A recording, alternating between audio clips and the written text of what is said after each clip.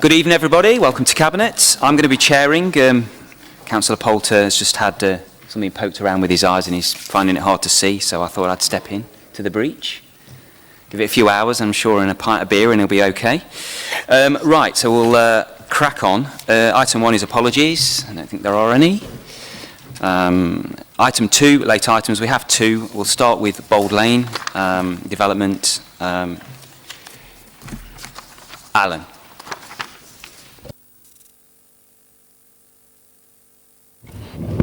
Thank you, Chair. This item is following a report to Cabinet in September 2018, which preceded a precedent that was created in the Court of Appeal, which changed the situation, and it led to the way forward that we'd been recommending in the Cabinet report of September 2018 not being legal any further. So the report is seeking an approval to cease the process with the company that was our preferred developer in that report, and to pause so that we could explore alternative options going forward and bring forward a Cabinet report later in the year once we've considered those options in the light of this new legal precedent. Okay, thank you. Are there any contributions or questions on that? We all agreed? Oh, Councillor Poulter? Just to mention that it was a slightly late report, this one, and the rationale or the reason for that sole reason was that we hadn't had opportunity to explain and go through the full situation with the developer, and it wouldn't have been appropriate to issue the papers before we'd done that. So we did that the day after the papers should have been published and immediately published the report. So apologies for that late paper. Okay, and with that, are we agreed? Okay, thank you. Late item 2 is 2A, which is the A52. Don? Thank you, Chair. This report is seeking Cabinet's approval for a revised project budget for the A52 scheme. The report is asking for a budget of £40.3 million in total, plus a £2.9 million contingency budget, and this will enable the A52 project to move to a conclusion. This figure is £10.2 million more than the current project budget that was approved back in September 2018, and how we propose to fund that 10.2 million is set out in paragraph 7.3 of the report. The key design changes and developments that have been put in place since September are set out in from paragraph 4.7 of the report. And what I would like to emphasise, Chair, is that all of the work that we are doing and what we are proposing to do from now has been done in absolute collaboration with Galliford Try, our contractors, and the programme timetable around this has also been agreed with them, whereby the major works will start on site as soon as possible, and the project is scheduled for completion by the end of summer 2020. Chair, there's more information on the pink papers in relation to how the costs are made, the project budget is made up. On this report, there are 7 recommendations as set out from paragraph 2.1 to 2.7. Thank you, Chair. Thank you. Are there any contributions at this stage? No? Okay, so, sorry, Councillor Odry. Thank you, Chair. You'll note there is a recommendation from executive scrutiny on this. We had a long discussion about this paper at executive scrutiny last night.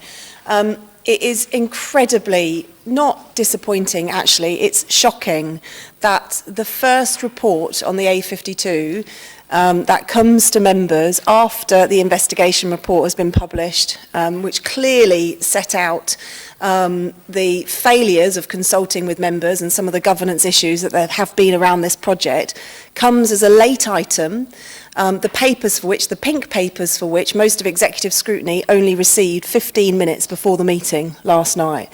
That is absolutely shocking, and that is why there is a recommendation from executive scrutiny that actually you do not consider this item tonight, that you convene a special cabinet meeting to enable proper scrutiny, but also to enable cabinet members to fully view these documents. I would like assurance, given the short notice, I would like assurance and seek assurance that every single member of the Cabinet who is here this evening has been fully briefed by officers on these papers and on the implications of the additional 10.6 million. And I just think it's absolutely outrageous, given the issues that have been with this project, that you are being bounced into a decision at such short notice, that there has not been ample opportunity for this to be scrutinised through the processes that the Council has in place for scrutiny. And I absolutely implore you not to take this item this evening, but to convene a special meeting so that you can meet the deadlines that need to be met in terms of the contracts. We understand that, but that there should be a chance for proper scrutiny of this before a decision is made. Thank you for the contribution. I'll tell you what's outrageous, the project that we inherited from your group. We've been working incredibly hard, and I'd like to thank officers for the work they've done bringing this to Cabinet. We've made it very clear that that work was going on behind the scenes. We have absolutely been robust, and I know officers have, in bringing this tonight. At the first opportunity. There has been delays because we wanted to make sure that what was brought to Cabinet for a decision was robust, was fully funded, and would kickstart the project, you know, which is what the public need us to do and want us to do, and that's why we're doing it now.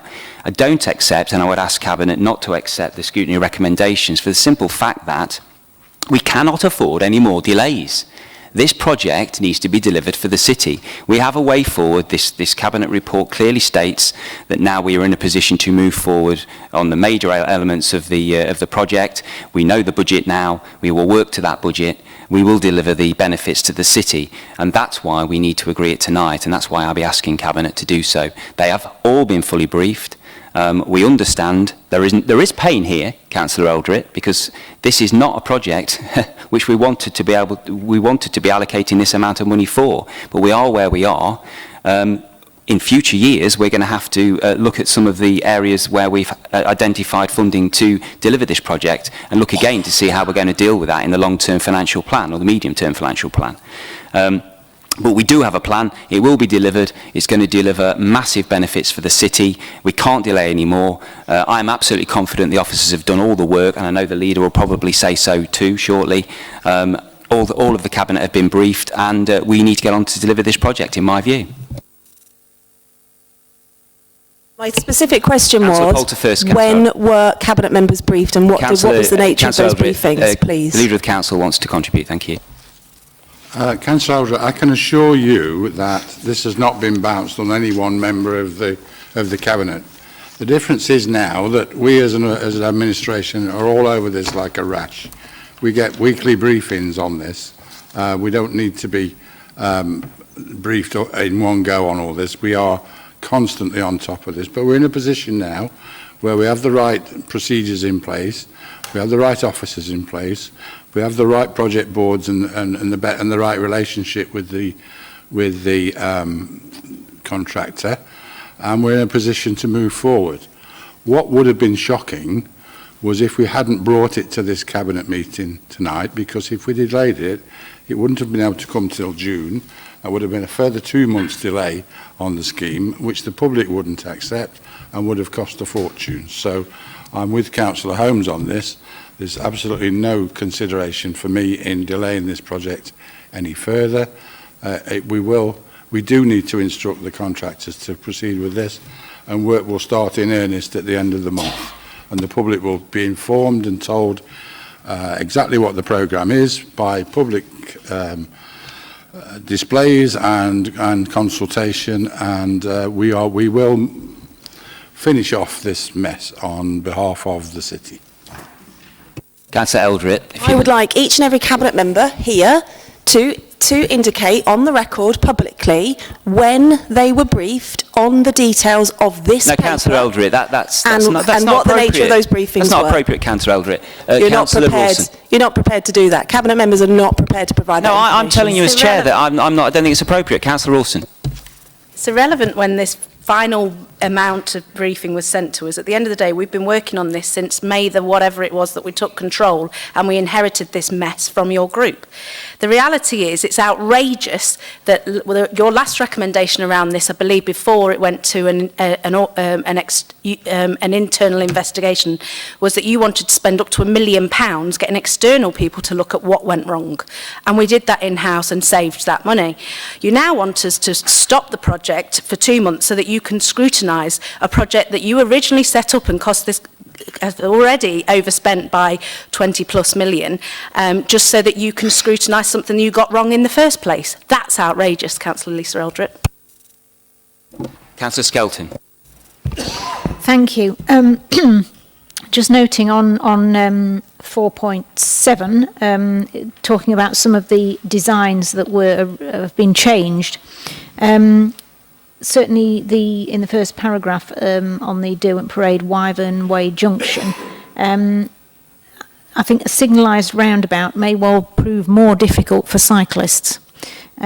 So, what consideration has been given to obviously non-vehicle road users within these designs? Because obviously, if everybody is expected to use it, it needs to be safe for everybody. Thanks. Absolutely willing to have that conversation. So if you'd like to book in with me and officers to show you the designs and work through sustainable travel options for it, then quite willing to do that. Councillor Eldred. Yet again, the Conservatives seem only interested in politicising this issue when we have had an investigation report which has clearly set out the reasons why this project went wrong. You seem to have completely ignored the outcome of that report, or you choose to ignore it because you are so blinded by your desire to score political points.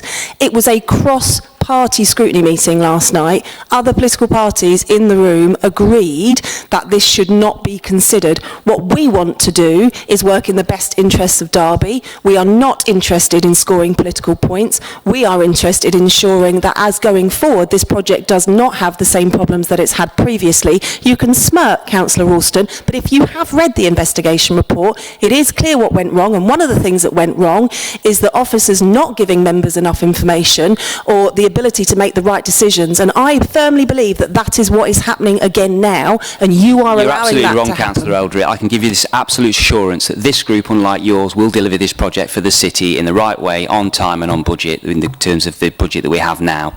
That's my assurance to you. We'll get it right, you got it wrong. Councillor Wilson.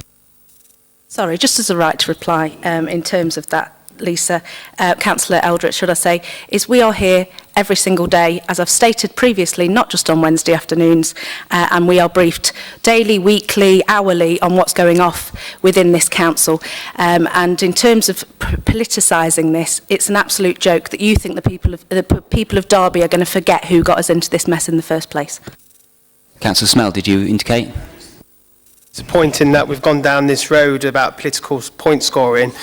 But, you know, I've got to remind the Leader of the Opposition when they tried to politically point score with the Sinfin incinerator. So I just think it's a bit hypocritical that, you know, we're getting attacked for doing something that's putting the city in the right direction, but the point scoring was made towards the Sinfin incinerator.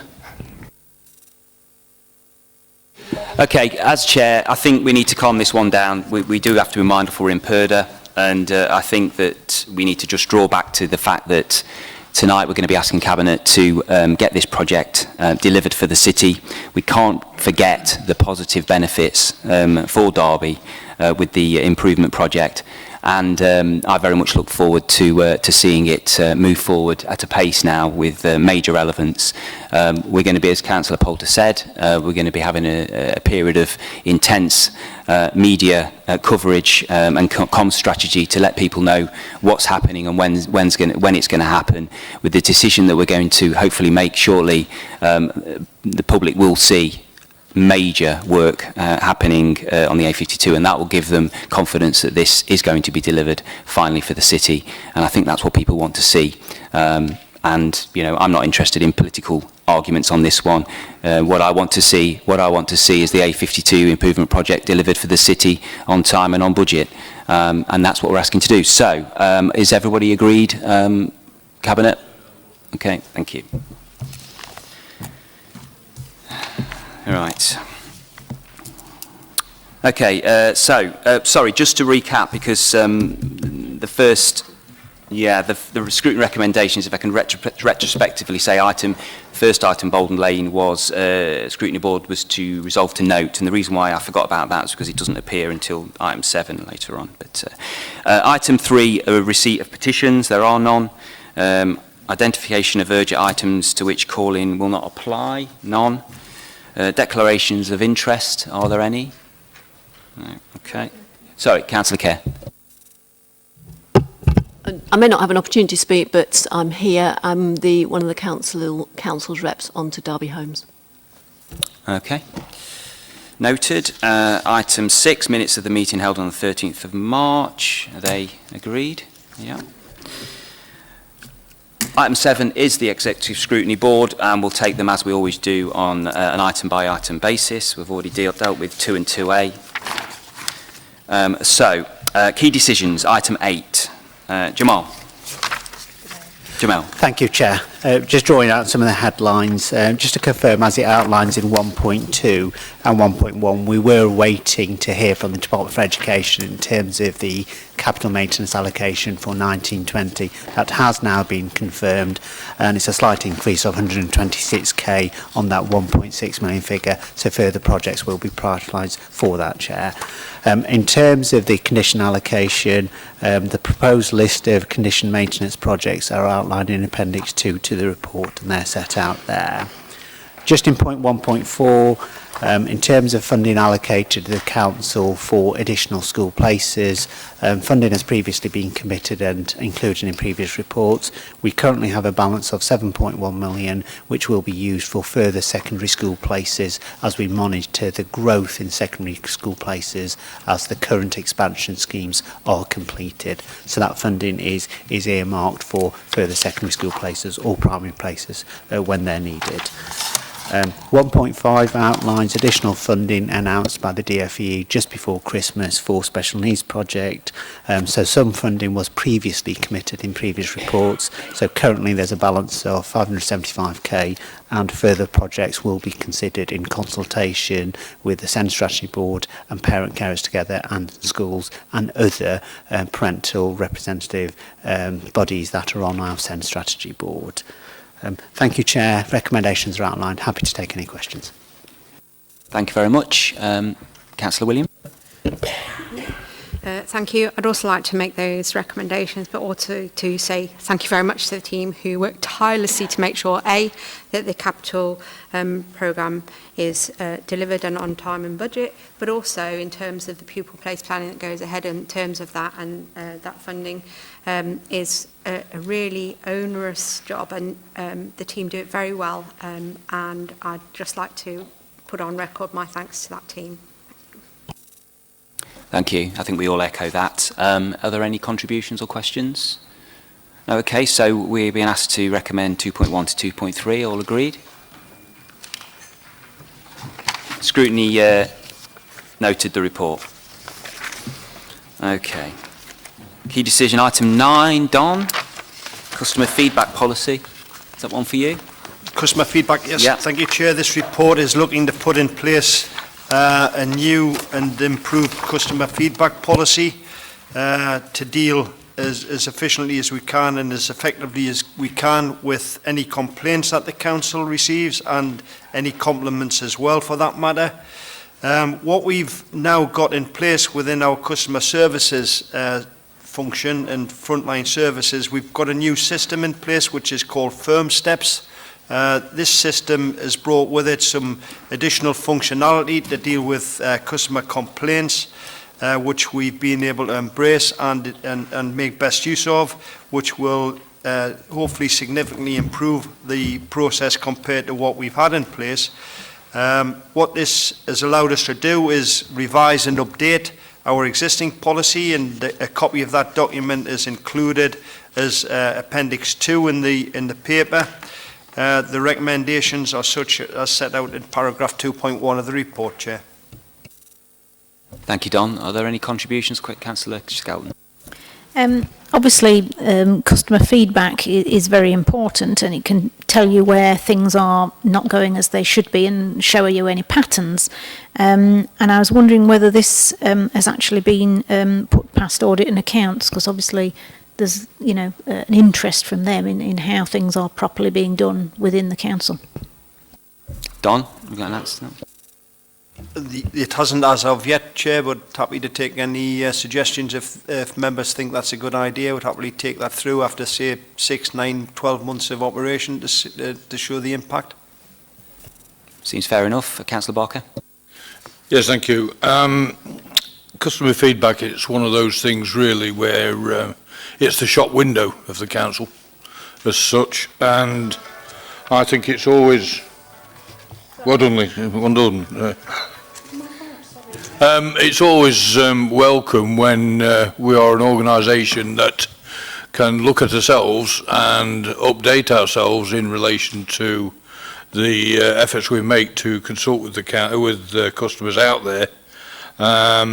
I have used the phrase over many years now in relation to a living document, and this is one of those living documents. As technology moves on, as we move on, as the public expectations move on, we need to be updating this on a regular basis, and even the Ombudsman has in actual fact got involved recently, the local government Ombudsman, and said that this is a major part of a council's services.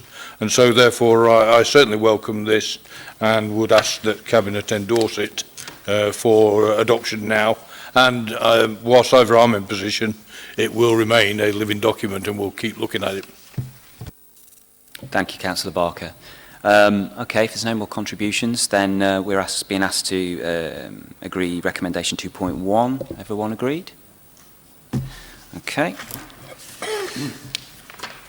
Key decision item 10, approval of the revised funding arrangements for the Cuttlebrook Flood Alleviation Scheme. Kevin? Hello. This report seeks approval to accept the external funding for the Cuttlebrook Flood Alleviation Scheme, which will see 10,000 cubic metres of flood storage and parkland landscaping in Sunnydale Park, which will eventually protect 31 properties from flooding. The scheme's got to be completed by December of this year, and it's funded through a conglomerate of ERDF, FDGIA and local levy funding. Thank you very much. I've had a detailed briefing on this one, and it's an important scheme. The Scrutiny Commission, the Scrutiny Board noted the report, as they did the previous report. Actually, I didn't mention that. But yes, very important scheme, and we are being asked, unless there's more contributions, to agree recommendations 2.1 to 2.5. Is everybody agreed? Councillor Skelton, sorry. Thank you. I very much welcome this. It's been quite a long time in the planning, and at last we're hoping to see people on the ground doing the work. Just caught my eye in recommendation 2.4 that it was saying about approving taking up of the funding from FCERM GIA before the end of March 2019. Has that actually then happened, or what? Kevin? No, unfortunately not. That's because we couldn't get confirmation that the bid was acceptable. However, the scheme budget is 1.1 million. £600,000 of that is a risk pot. So, although it's unfortunate we've lost the £35,000, it's not really a significant blow because there's considerable amounts of FDGIA available for the scheme. So, it's unfortunate the £35,000 has gone. However, it's not going to have a material impact on what's delivered.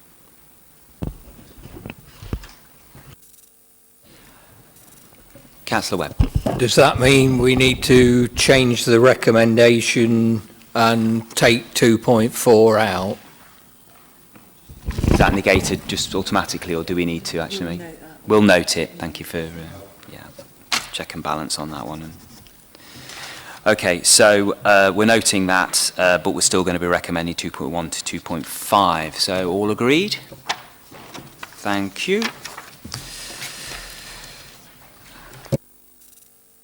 Okay, item 11, contract and financial procedure matters. I believe Don's going to be dealing with these. Thank you, Chair. I'll deal with the first two, and my colleague Alan Smith will deal with the other three. We've got 5 items and recommendations included in this report to ensure compliance with contract and financial procedure rules. The first one is asking for approval to make a change to the financial procedure rules to support the implementation of prepayment cards in our people services, and in the report it sets out where we'll be moving away from cash that we have currently in the system to the use of prepayment cards and the uses around appointeeships, direct payments, care leaver payments and the likes. There's further detail in relation to that in section 4.1. The second one is we've received an allocation, a second year of allocation around the homelessness fund, and the amount we've been allocated is £343,000 for 1920, and what the report is asking that we actually delegate that £343,000 to Derby Homes, who deal with, through the Housing Options Programme, through a service level agreement, to deal with rough sleepers, which has primarily got target areas for delivery against that additional funding. Could I suggest Alan deals with the other 3, Chair?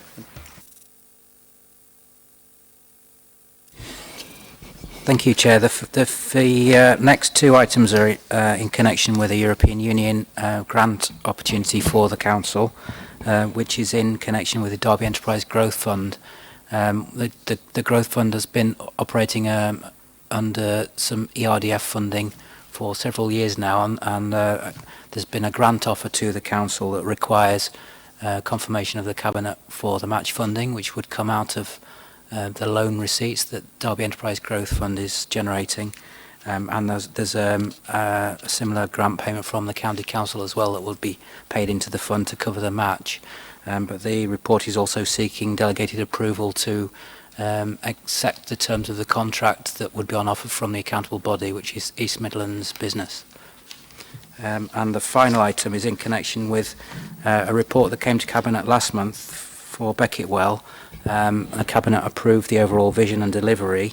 The Beckett Well scheme includes a £1.5 million public realm piece of work, and officers are recommending that work should be given to St James Properties, who are the party in the process of acquiring the former Debenhams store, and we're seeking an approval to a waiver of the contract procedure rules to allow a direct appointment to St James Properties.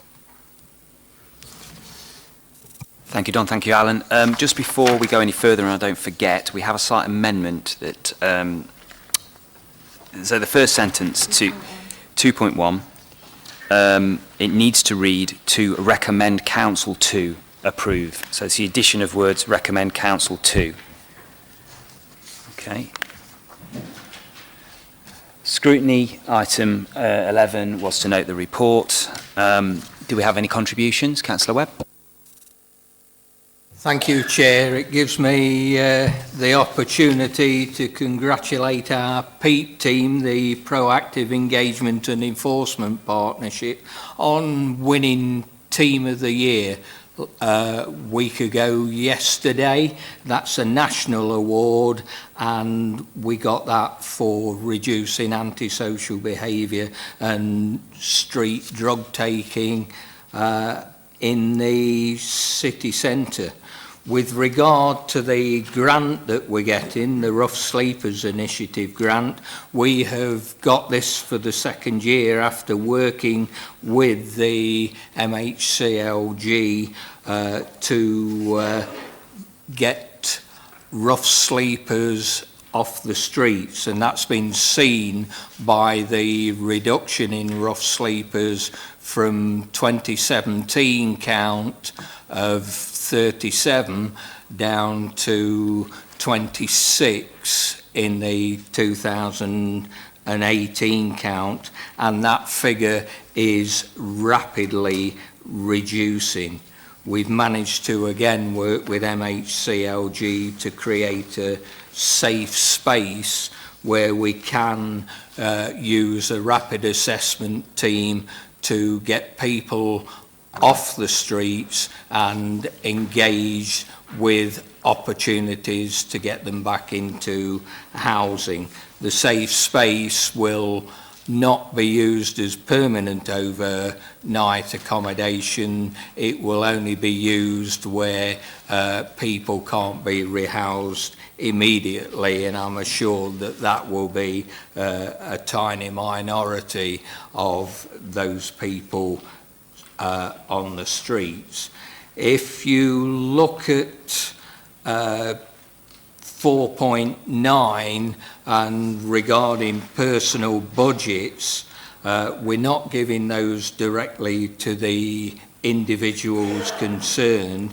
This element of the grant has allowed us to increase our success with engaging with people on the streets through perhaps buying a coffee or a sandwich and engaging them in conversation to actually get them to take their first steps into rehabilitation. So this has been used to fund reconnection of support for those people, both inside and outside of Derby. And this year we're planning to use that in a similar way, but in addition that we will be getting more familiar with the needs of those rough sleepers and purchasing a number of sessions which includes or encourages them to become an active part in our community, getting them introduced to a range of skills from IT, cooking, furniture restoration, even Lucy's cycle repairs. And we are also working with a couple of rough sleepers now who are attending the Prince's Trust residential weekends. So the work we are doing through this grant has been really extensive and has produced results that we can see.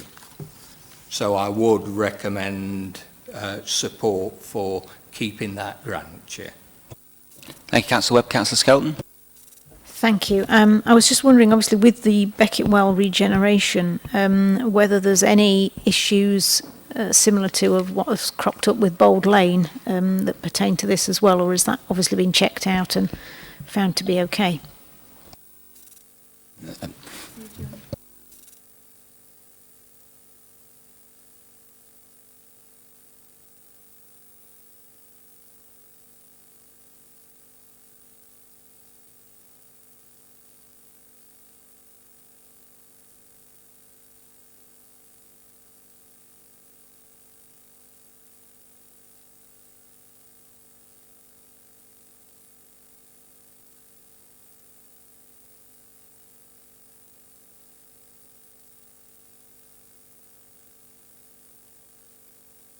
Okay, no more contributions, so we're being asked to recommend 2.1 to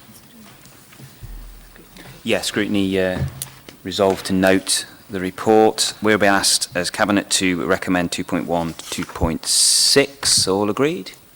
Okay, thank you. Item 12, consideration of existing loan made to Derby Quad. Mike at the back. Thank you, Chair. The loan dates back to the financing of the 11.4 million quad capital project, which was a council project, and the building remains in the ownership of the council. During this, £500,000 of the fundraising was assigned to Quad to raise through sponsorship and grant-giving trusts. Quad successfully secured 250,000 of this target, with the liability for the shortfall transferred to them in the form of a loan agreement in 2008. An initial repayment of 50,000 was made, but subsequent repayments were frozen whilst outstanding building issues were resolved. In the intervening period, to meet council budget savings requirements, Quad has absorbed a grant reduction from the council of almost £300,000. They have also undertaken significant capital works on the building, which remains a council asset, and this totals almost £350,000 over that period. 4.8 of the report shows that during this period, Quad has continued to grow its audience and its economic impact for the city. Removing the loan from Quad's balance sheet improves their net assets position and increases their unrestricted reserves. These figures are scrutinised by grant funders as an indication of how solvent the applicant is. Removing the loan will support their ability to raise funds from other sources and help to offset reductions in grant funding from the council. The recommendations are detailed in the report. Thank you very much. Do we have any contributions on this? I think that Councillor Ralston. Just to say that in light of this original, when this was originally brought to us, it was somewhat scrutinised by us, I think it would be fair to say, and to make sure that this was the right appropriate action to take. We've literally scrutinised it through the teeth of it to the officers, and I just wanted to thank them very much for putting up with my 1,000,001 questions around this particular issue, and seek assurances and give assurances to everybody here that in terms of the right thing to do, it's the right thing to invest in the city. You can see from the economic impact on 4.8 that it is a very big benefit to the city, and it goes a long way in keeping our promise to make the city centre more vibrant, more increasing the leisure and obviously impacting on that. So from that point of view, it was a very easy decision to make once we'd got all the facts and figures in front of us. So thank you to the officers for pulling that information together for us. Yeah, I totally echo that. I think it really is useful to see 4.8 in terms of the economic impact for Derby. It really is amazing, really. And I see this as an investment, not a write-off. We are investing in the future of the Quad, which is delivering for the city, and of course will form part of a much wider regeneration of the city centre with the reopening of the assembly rooms and other things that we're taking forward, such as the market hall renovations and refurbishment investment in there. This area of the city is going to seriously be a flagship for Derby, and the Quad, with our support, will form part of that package, and I'm very excited about that, and I'm very happy that we are able to do what we can to support the future viability of this building and what it delivers, which is clearly stated in 4.8, which is a lot for the city. That can't be understated. Scrutiny, Councillor Grimmadale. Oh, thank you, Chair. I agree. I think this decision is a common sense decision, and I strongly support 2.1, 2.4. I'd also like to thank my Cabinet colleagues. I think this reflects this Cabinet and administration's recognition that Quad has had on the cultural life within the city. And I'd like to thank the officers for their hard work, and together with my Cabinet colleagues. It's probably something that Labour could have done some time ago when they were in power, but chose not to. But I welcome this, so thank you very much indeed. Thank you very much. Okay, so if there's no more contributions, then I'm going to be asking you to recommend 2.1 to 2.4, the executive no. Thanks very much, Councillor Eldred. Executive Scrutiny Board resolved to note the report. Recommendations 2.1 to 2.4. Are we agreed? Yes, we are. Okay.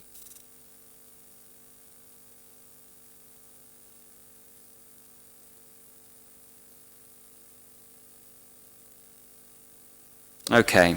Item 13, review of support services provided by Derby Homes. Christine. Thank you, Chair. This report sets out some key conclusions from a review that's been carried out into the accountancy services and the HR services that the Council has been delivering to Derby Homes since November 2013. Prior to that, Derby Homes delivered those services through their own resources. The review's been carried out as opportunities have arisen through some changes within Derby Homes and as part of a senior management review. And certainly in respect of the accountancy services, because the accountancy teams work as a single team within our council services, unlike HR, IT and performance and comms, where those services have been able to become more integrated within the council, that the accountancy team working for Derby Homes hasn't been able to work like that way because of regulations. So it's, in terms of the review, it became apparent that it would be more beneficial to look at transferring these services back to Derby Homes, and that's what the review concluded. Although the working relationships are very good, there are opportunities to make efficiencies by transferring the accountancy services.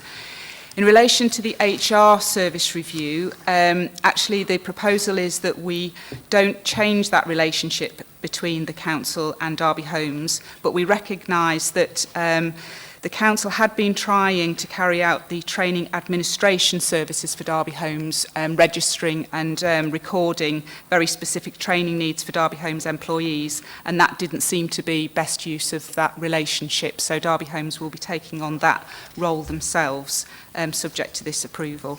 As I say, that sets out the results of the review, and the recommendations. 2.1 is to approve, subject to consultation, the transfer of 4 positions within the accountancy services teams from the council to Derby Homes, and 2.2 is to note that there'll be a slight revision to the arrangements for HR support. There are some more details within the private and confidential, but I recommend those to Cabinet. So at this stage, do we have any contributions? Councillor Webb? Just like to say that thank you for the review that's taken place. It's a sensible decision and it's one that I welcome. Councillor Poulter. Thank you, Chair. Can I just point out that in this circumstances, the previous administration had no influence on this, positive or negative. Thank you. Thank you. Okay, so recommendations 2.1 to 2.2, are we agreed?